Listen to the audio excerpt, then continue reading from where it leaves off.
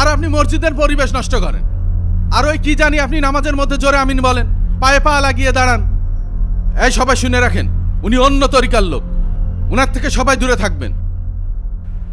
আল্লাহ এবং আল্লাহ রাসূল যা দিয়ে গেছেন তাই আঁকড়ে ধরে থাকবো, তার চেয়ে কমও করব না, বেশিও করব না। আর যারা বেদাত করবে কিয়ামতের দিন হাউজে কাউসারের পানি পাবে না। আরে ভাই, আপনি আগে মসজিদ থেকে যান তো, যান।